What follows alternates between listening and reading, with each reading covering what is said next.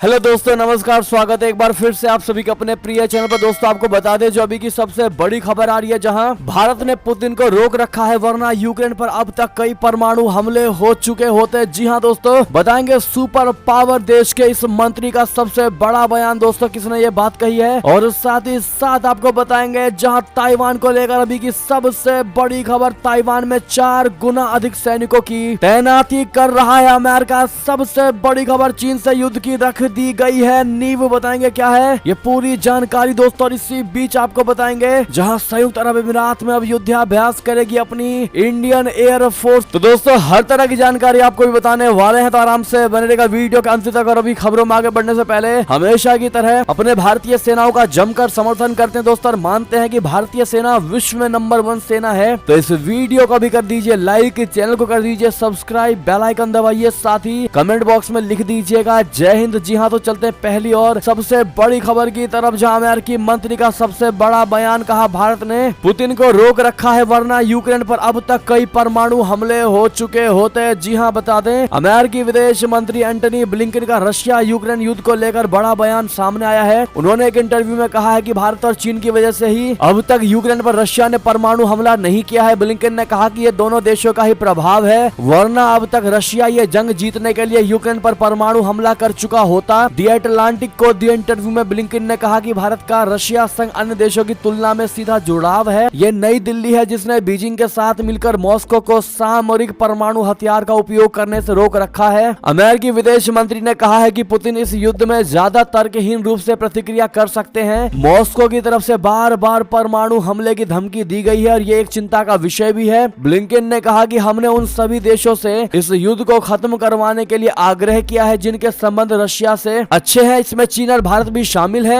इसका असर भी हुआ। दोनों देशों ने रशिया को यूक्रेन पर परमाणु हमला करने से रोकने के लिए कोशिश की है और ये सफल भी रहा। आपको बता दें कि ब्लिंकन का बयान यूक्रेन युद्ध पर भारत की स्थिति के जवाब में आया है। युद्ध के 1 साल पूरे होने के एक दिन पहले 23 फरवरी को संयुक्त राष्ट्र आम सभा में रशिया के खिलाफ प्रस्ताव लाया गया। इसमें मांग की गई है कि रशिया जल्द से जल्द यूक्रेन से बाहर निकले। भारत ने इस मतदान में अनुपस्थित दायर की थी। ब्लिंकन ने कहा कि रशिया के साथ सालों तक संबंध रखने वाले देशों के लिए एक झटके में अलग हो जाना बहुत बड़ी चुनौती है। हम जानते हैं कि भारत दशकों से रशिया के सैन्य उपकरण खरीद रहा है, लेकिन पिछले कुछ वर्षों में हमने जो देखा है वो रशिया पर भरोसा कम कर रहा है। रशिया पर भारत की निर्भरता कम होती जा रही है और फ्रांस, अमेरिका जैसे देशों संग भारत संबंध बढ़ा रहा है। ऐसे में दोस्तों ब्लिंकन ने जम करके भारत का समर्थन किया और साफ और क्लियर कहा है दोस्तों कि आज भारत की वजह से ही पुतिन ने परमाणु हमला नहीं किया है अब तक यूक्रेन पर। और दोस्तों साथ ही साथ उन्होंने भारत को रशिया के साथ निर्भरता कम करने तक की बात कह दी है दोस्तों, और अपनी बात और अपना एजेंडा भी अमेरिका ने चला दिया। वो ये कि हमारे साथ अब भारत जुड़ता जा रहा है, रशिया पर निर्भरता कम हो रही है। बहरहाल दोस्तों पहले तो आप ब्लिंकन को थैंक यू जरूर कह दीजिएगा, क्योंकि भारत अब उस स्थिति में पहुंच चुका है दोस्तों, उस लेवल पर आ चुका है कि हर कोई भारत का लोहा मान रहा है, खास करके प्रधानमंत्री नरेंद्र मोदी जी का। लेकिन जिस प्रकार से दोस्तों उन्होंने एजेंडा चलाया है कि रशिया पर निर्भरता कम हो रही है भारत की और पश्चिमी देशों की तरफ ज्यादा हो रहा है, इस पर आप जवाब जरूर दीजिएगा। देखते हैं क्या कहती है भारत की जनता। और साथ ही साथ दोस्तों आज जितना ज्यादा हो सके वीडियो को शेयर कर दीजिएगा व्हाट्सएप, फेसबुक पर। चलते हैं एक और बड़ी खबर की तरफ, जहां ताइवान में 4 गुना अधिक सैनिकों की तैनाती कर रहा अमेरिका। क्या चीन से युद्ध की रख गई है नींव। बता दें साउथ चाइना सी, ताइवान समेत कई मुद्दों पर चीन और अमेरिका लंबे समय से आमने सामने की स्थिति में है। इन दिनों अमेरिका ताइवान को लेकर बड़ा कदम उठा रहा है। दरअसल चीन से बढ़ते खतरे के बीच ताइवान की सेना के लिए एक प्रशिक्षण कार्यक्रम को मजबूत करने के लिए अमेरिका वहां तैनात अपने सैनिकों की संख्या को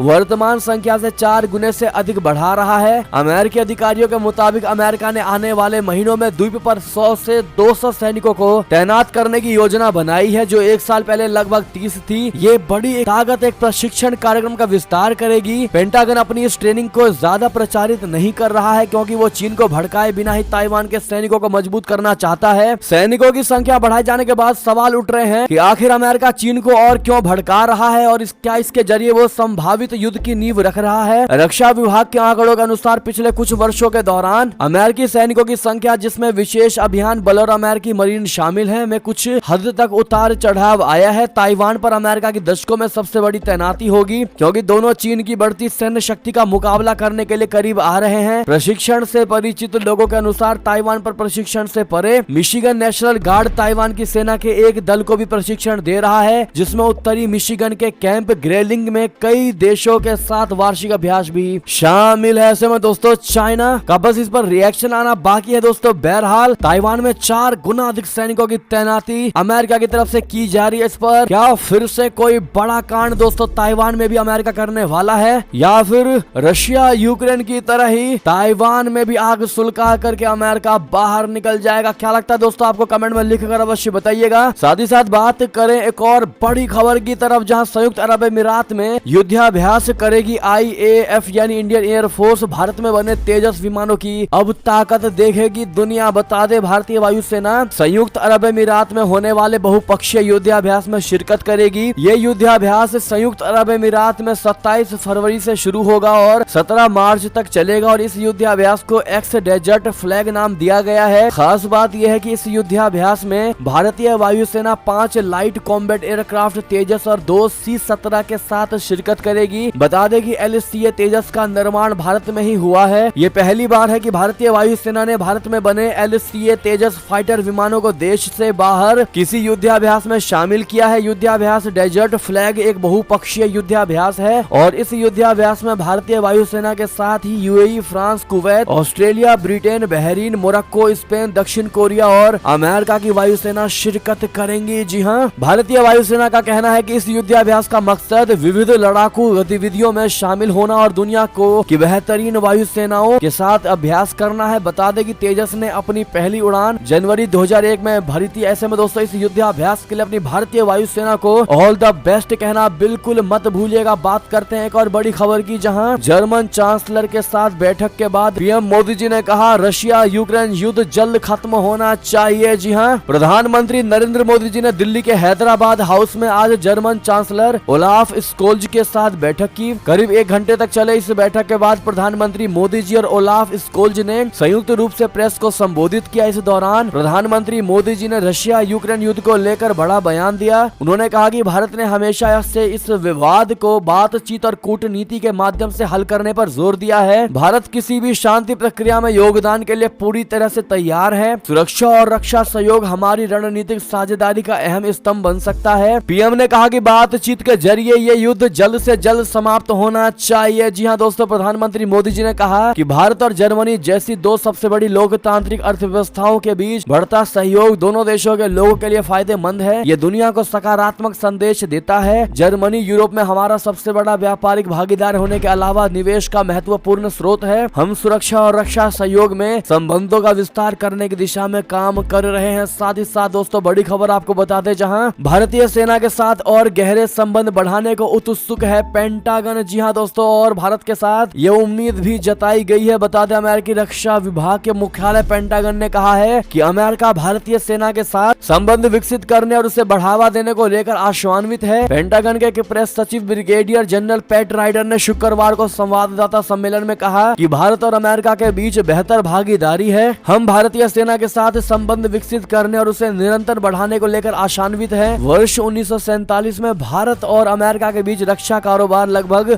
0 था, लेकिन आज ये 20 अरब अमेरिकी डॉलर से अधिक हो गया है। राइडर ने पिछले महीने भी एक संवाददाता सम्मेलन में कहा था कि भारत उन देशों का एक बेहतर उदाहरण है जिन्होंने अमेरिका से सुरक्षा सहयोग का चयन किया है, जो ये रेखांकित करता है कि वो यानी भारत रशिया से दूरी बनाने के लिए किसी भी प्रतिक्रिया को तैयार है। चलते हैं दोस्तों एक और बड़ी खबर की तरफ, जहां डोनाल्ड ट्रंप को मारने के लिए क्रूज मिसाइल तैयार, जल्द लेंगे बदला। ईरान ने दी सबसे बड़ी अब तक की धमकी। जी हां दोस्तों, ट्रंप को बड़ी धमकी दी गई है। ईरान ने बड़ा दावा किया है, कहा अमेरिका के पूर्व राष्ट्रपति को मारने के लिए हमने क्रूज मिसाइल बनाई है। बता दें ईरान के टॉप कमांडर अमीर अली हाजीजादेह ने अमेरिका को सख्त लहजे में धमकी दे दी है कि उसने पूर्व अमेरिकी राष्ट्रपति डोनाल्ड ट्रंप को मारने के लिए 1650 किलोमीटर की दूरी की मारक क्षमता वाली क्रूज मिसाइल विकसित कर ली है। जल्द ही वो अपने कमांडर की हत्या का बदला लेंगे। ईरान के शीर्ष कमांडर की धमकी के बाद अमेरिका समेत पश्चिमी देशों की चिंता बढ़ गई है, क्योंकि रशिया यूक्रेन जंग में रशिया ईरानी ड्रोन की मदद से कीव पर लगातार बम वर्षा कर रहा है। ईरान के रिवॉल्यूशनरी गार्ड्स एरोस्पेस फोर्स के प्रमुख अमीर अली हाजीजादेह ने कहा है कि ईरान के एक शीर्ष ईरानी कमांडर की हत्या का बदला लेने के लिए वो तैयार है। स्टेट टीवी चैनल से बातचीत में उन्होंने कहा कि हम पूर्व अमेरिकी राष्ट्रपति डोनाल्ड ट्रंप को मारना चाहते हैं। जी हाँ दोस्तों, बहरहाल इस पर आपकी जो भी निजी प्रतिक्रिया हो कमेंट में लिखकर अवश्य बताइएगा। और दोस्तों जो बाइडेन और डोनाल्ड ट्रंप